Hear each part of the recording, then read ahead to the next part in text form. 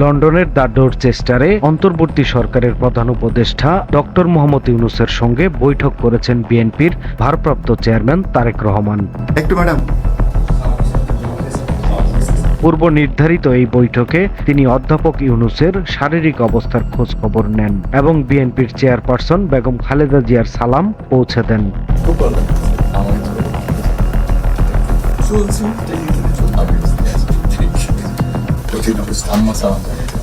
শুক্রবার অনুষ্ঠিত বৈঠকটি শেষ হওয়ার পর প্রধান উপদেষ্টার ভেরিফাইড ফেসবুক পেজে একটি যৌথ বিবৃতি প্রকাশ করা হয়। এতে বৈঠকটিকে অত্যন্ত সৌহার্দ্যপূর্ণ পরিবেশে অনুষ্ঠিত বলে উল্লেখ করা হয়।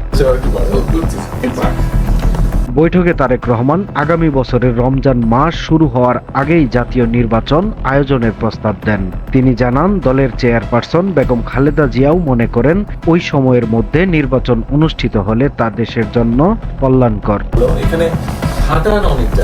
এর প্রেক্ষিতে প্রধান উপদেষ্টা ডক্টর মোহাম্মদ ইউনূস জানান, তিনি ইতিমধ্যেই 2026 সালের এপ্রিলের প্রথমার্ধে নির্বাচন আয়োজনের প্রাথমিক ঘোষণা দিয়েছেন। তবে তিনি বলেন, প্রয়োজনীয় সংস্কার ও বিচার প্রক্রিয়ায় পর্যাপ্ত অগ্রগতি অর্জন করা গেলে রমজান শুরুর আগের সপ্তাহেও নির্বাচন আয়োজন সম্ভব।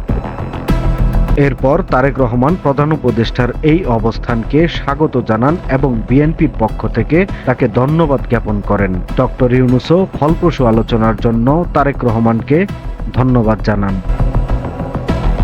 এদিকে বৈঠকটি রাজনৈতিক অঙ্গনে নতুন জোট ও সমঝোতার ইঙ্গিত হিসেবে দেখা হচ্ছে বলে মনে করছেন বিশ্লেষকরা। আমি আমার এলাকাতে বগুড়াতে একটা জায়গা বানিয়েছি। সময়ের কলম, নিউজ ডেস্ক।